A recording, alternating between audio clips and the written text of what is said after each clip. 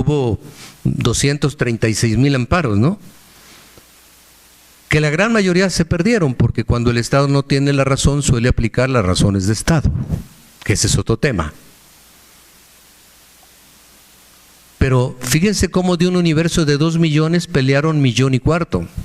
Y entre ellos jueces, magistrados, etcétera, etcétera, los maestros, o sea, ¿sí me captan? Porque ya había una cultura mucho mayor. Solo lo dejo así como antecedente. ¿Qué es lo que nos falta hacer? Cultura. ¿Por dónde empezamos? Por nuestra propia casa. Yo les aseguro que muchos de ustedes, jóvenes, que qué bueno que están por aquí, porque es el futuro de ustedes lo que está en juego. Sus papás seguramente tienen trabajo y tienen un ahorro en un administrador de fondos por el retiro. Les puedo apostar que muchos de sus padres no saben en cuál están y cuánto tienen. Es más, ni para qué sirve, y a lo mejor en una de esas ni les interesa. Ese es el punto, ese es el punto. Hay problemas en la educación, porque hubo una reforma educativa, ¿verdad? ¿Por qué? Porque ya hemos generado una cultura en educación. Si nos dicen que en el barrio van a cerrar la escuela, yo quiero ver que se queden también con las manos cruzadas todos los vecinos. Van a hacer un show como no tienen, pero van a defender su escuela, ¿o no? Y aquí nos pueden cerrar clínicas, hospitales, nos pueden hacer lo que se les pegue la gana y prácticamente nadie dice nada. Y los pocos que sí decimos algo, normalmente nos coartan el hecho, no de hablar, no, hasta eso tengo que reconocerlo. Yo digo lo que pienso y lo digo públicamente aquí o en el Congreso de la Unión o ante la CTM o ante la Concanaco, no sé, donde sea. Pero estas cosas no pintan, no dibujan, no atraen.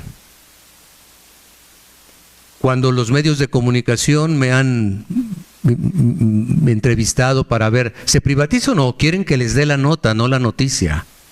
Y la gran noticia es que nos hace falta cultura previsional para que respetemos todos. Un seguro social, que ahorita lo veo, no es del Estado, no es del gobierno, es mi seguro social.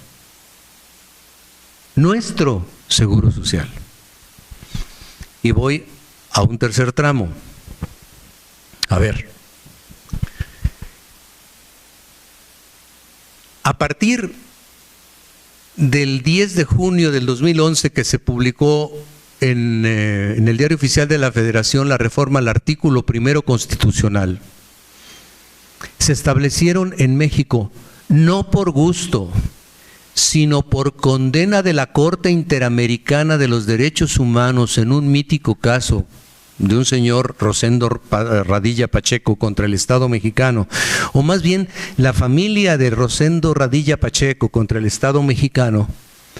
Hubo una sentencia de la Corte Interamericana de los Derechos Humanos con sede en Costa Rica que condenó al Estado mexicano a una serie de cuestiones, a pagar indemnizaciones, a que buscara hasta su aparición los restos de Rosendo Radilla, un luchador de guerrero de los años 70, sí, que el ejército se lo llevó, etcétera. Y dentro de esa condena obligó, fíjense, obligó al Estado mexicano para que estableciera la temática de los derechos humanos. A raíz de ahí se reformó el artículo 1 constitucional que entró en vigor el día 11 de junio del 2011,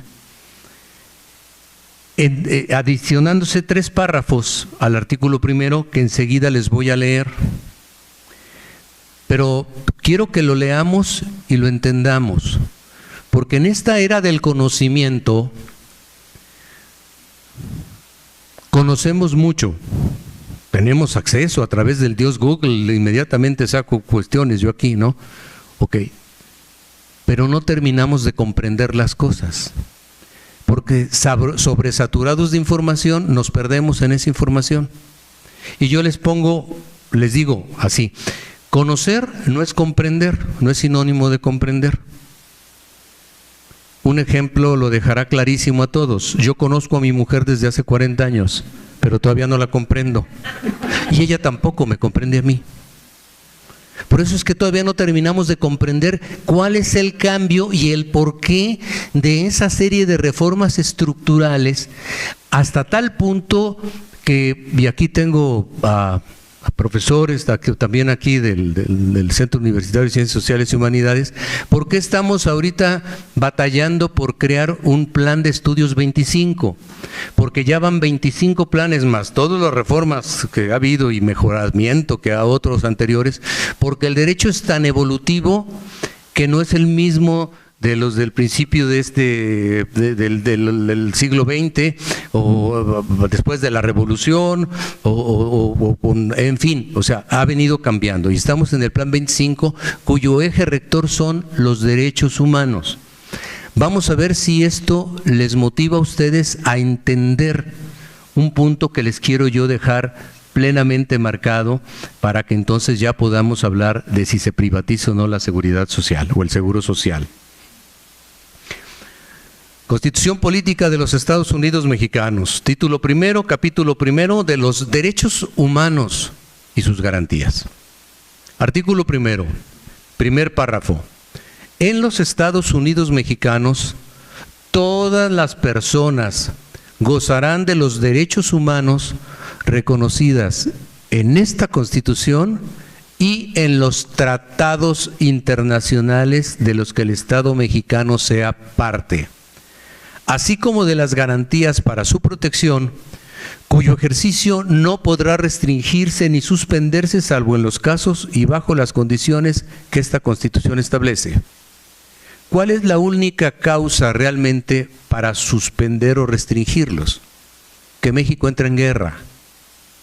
Pero si no estamos en guerra declarada con un país extranjero, no hablo de la guerra contra el crimen y cositas por el estilo, ¿sí?, siguen vigentes estas cuestiones.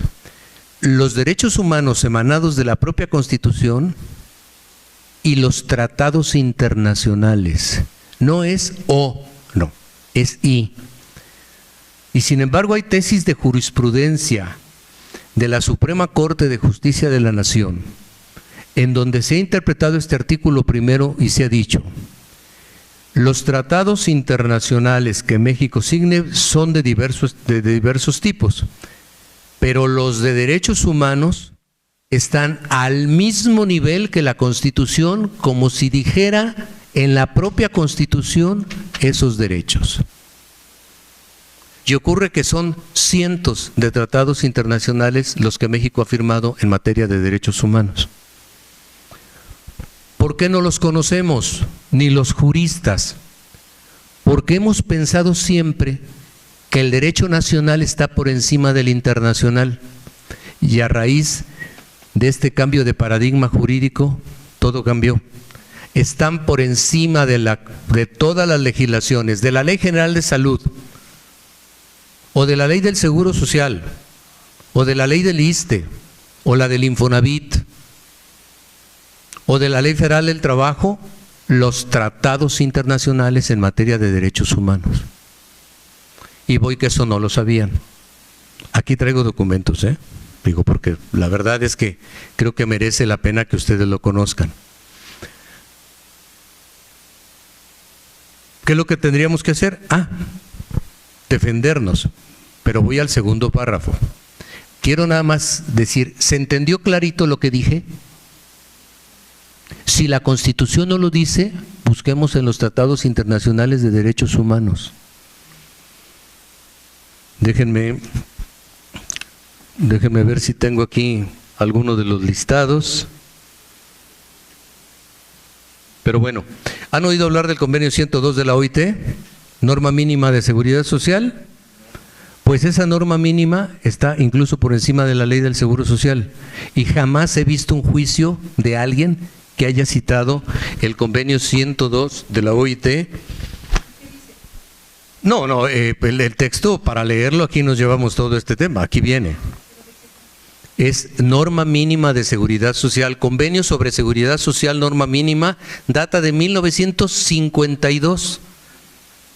Y son las prestaciones mínimas que debe contener todo servicio de seguridad social. Entre ellos el del IMSS. ¿Ok? Consta de 15 partes, 87 artículos y un anexo en donde clasifica actividades para la cuestión de la graduación del pago de la seguridad social. ¿Sí? La única parte que México de este convenio viene prestaciones de maternidad, de invalidez, de vejez, todo eso. La única que no aceptó México fue la de prestación de desempleo, porque en México no tenemos seguro de desempleo. Y a veces digo que por nuestra idiosincrasia mejor, porque si no, todos estaríamos en la fila y no habría nadie detrás de la ventanilla para atendernos, ¿no? Pero eso es solo para poner un ejemplo de ese convenio, ¿no? Que la gran mayoría no lo conocemos, no lo estudiamos en la escuela, nosotros los abogados. Imagínense que nada más nos hemos limitado a estudiar el derecho nacional. Es como si ustedes nada más ejercieran la medicina con los descubrimientos o con las teorías nacionales y no internacionales. ¿Verdad que es una tontería, verdad? En este mundo global. Bueno, ¿qué es lo que tenemos que hacer? Ponernos a estudiar. Y eso es lo que vamos a hacer con los alumnos. Eso es lo que se está tratando de hacer precisamente en la nueva Escuela de Derecho de la Universidad de Guadalajara, en el Centro Universitario de Tonalá. Ver más que el derecho nacional, el internacional. Ese nada más es un cambio, un enfoque diferente, ¿eh? No es estar de aquí para allá, es al contrario, estar de allá viendo yo para acá. Bueno, párrafo segundo, porque quiero ya adelantarle un poquito más. Las normas relativas a los derechos humanos se interpretarán de conformidad con esta Constitución y con los tratados internacionales de la materia. Fíjense, los tratados internacionales de la materia de derechos humanos, dice, favoreciendo en todo tiempo a las personas la protección más amplia. Es el llamado principio pro persona, o pro homine también. Decimos pro persona para que luego lo de homine, pues no a la fémine, no le afecte tanto, ¿no? Bueno, ¿qué es lo que dice este segundo párrafo? Lo que quiere decir que si tengo más protección en convenios internacionales que el de mi propia norma nacional, se aplica el criterio de la interpretación internacional. Otra vez, hay que ponernos a estudiar esos convenios. Si alguien quiere localizarlos, nada más le digo, ponga Suprema Corte de Justicia de la Nación, tratados internacionales de derechos humanos, y les despliega todo el listado de los 200 y tantos de todos los convenios que tiene firmado México, y ahí se asienta desde cuándo. En vez de hacer argumentaciones basadas en el artículo 130 y tantos de la Ley del Seguro Social, no, con base, por ejemplo, les pongo aquí, y traigo hasta ejemplos. Tengo la certeza que tampoco han oído hablar del Pacto Internacional de Derechos Económicos, Sociales y Culturales de Naciones Unidas, ¿verdad? ¿No? Este está vigente desde el 16 de diciembre de 1966 en todo el planeta, pero el 12 de mayo de 1981 está vigente en México. Uno de sus artículos dice de manera textual, el artículo 9: los estados fuertes en el presente pacto, o sea, México es uno de ellos, reconocen el derecho de toda persona, fíjense bien, a la seguridad social, incluso al seguro social. Aquí está. Toda persona. Es que no tenemos por qué quedarnos solo a los trabajadores.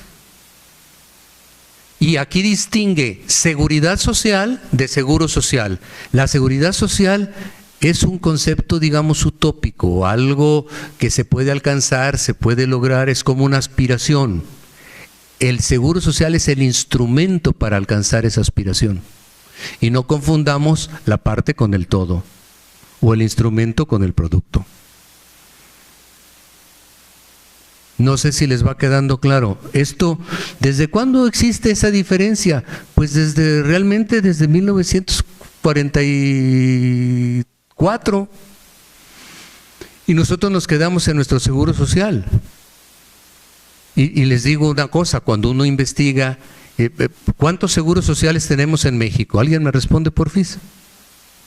¿4? ¿1? ¿Cuánto? Bueno, me parece que les voy a dar una respuesta que a lo mejor les va a sorprender. A nivel federal tenemos 4 seguros sociales. El Instituto Mexicano del Seguro Social para el trabajo ordinario, el Instituto del Fondo Nacional de la Vivienda para los Trabajadores, el Infonavit, que están allí hermanaditos, ¿no? También del apartado A, de los trabajadores del apartado B, o sea, el servicio del gobierno federal y del Distrito Federal, tenemos el Instituto de Seguridad y Servicios Sociales de los Trabajadores del Estado, el ISSSTE, y para las Fuerzas Armadas Mexicanas, el Ejército, la Armada, la Fuerza Aérea, tenemos al Instituto de Seguridad Social para las Fuerzas Armadas Mexicanas. Son 4 nada más. Y hay 31 seguros sociales locales. 1 en cada entidad federativa. Aquí le llamamos el Instituto de Pensiones de Jalisco, ¿sí? Es un seguro social para los servidores locales, ¿sí? Pero en términos generales, a todos los mexicanos lo que nos importa sobre todo es el IMSS. En una seguridad social que también debo de aclarar, no se ha venido acotando maliciosamente, y mucho cuidado con esto, con el tema de salud y de pensiones. No, la seguridad social es muchísimo más que eso, ¿eh?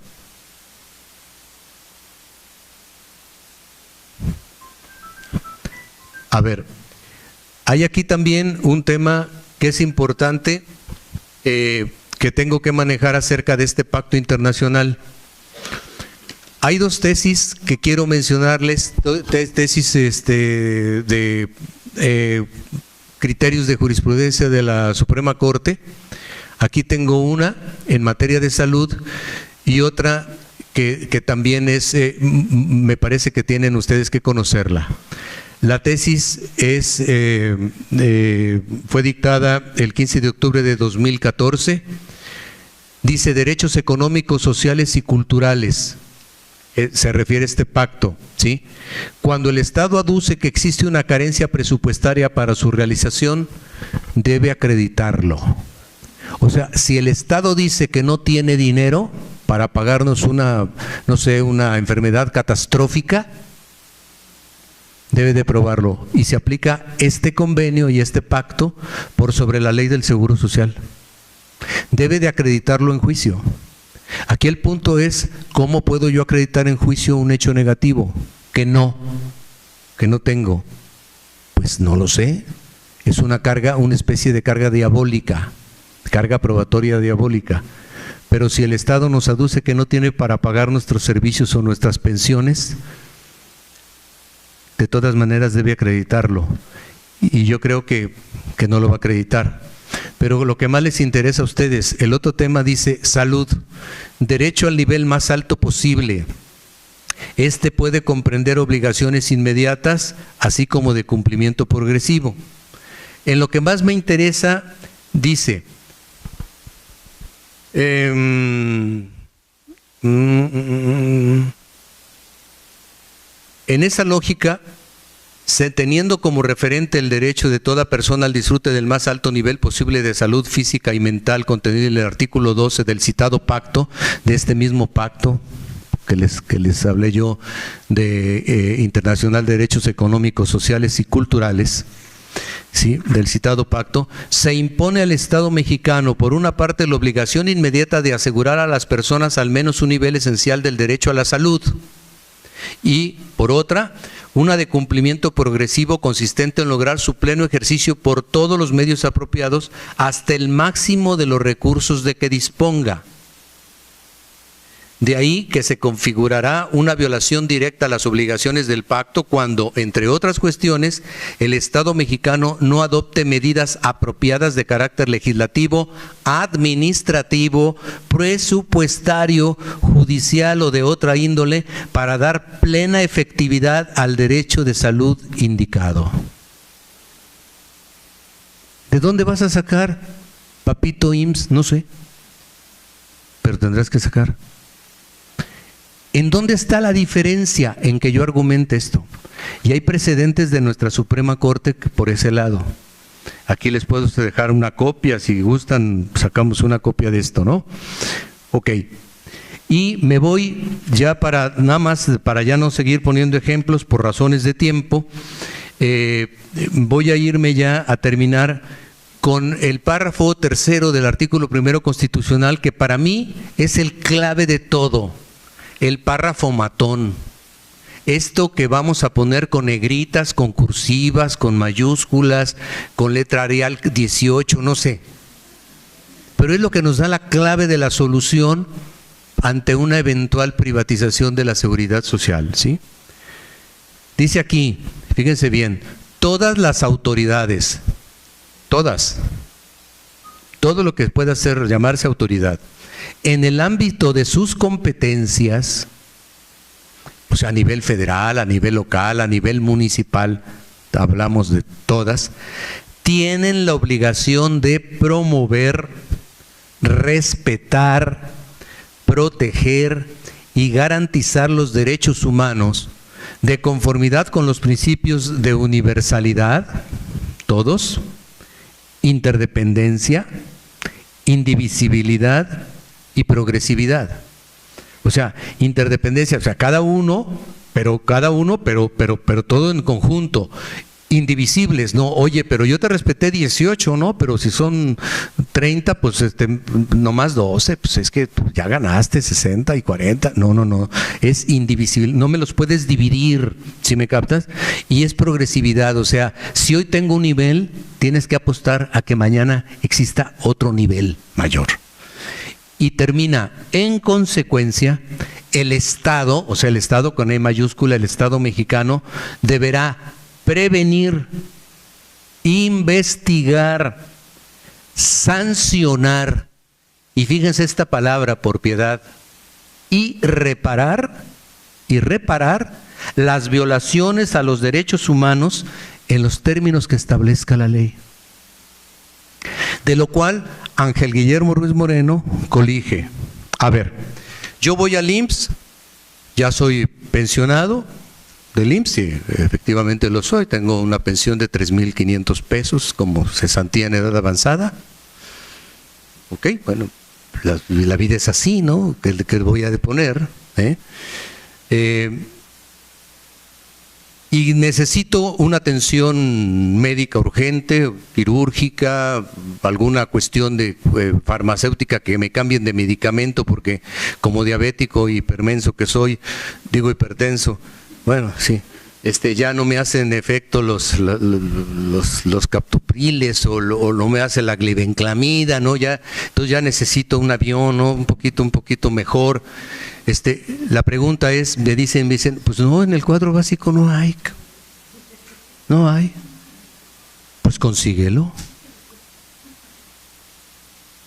Si yo con un dictamen pericial promuevo un juicio de garantías por violación al artículo primero constitucional, ¿me van a reparar esa violación?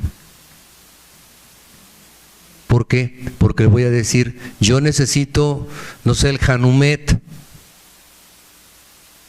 para esto, por poner el ejemplo. Y lo que va a ocurrir es que va a venir una condena para que al IMSS se otorgue ese medicamento. Que yo no puedo esperar 3 meses para una cirugía que es urgente. Pues a ver cómo le haces. O sea, aquí el que tenga más saliva va a comer más pinole. Y lo que hay que decirles a todos ellos, porque yo estuve en el IMSS 10 años aleccionadores. 10 años en que sé y conozco cómo trabaja la institución, pero no puede estar por arriba de los convenios internacionales una disposición interna del propio instituto.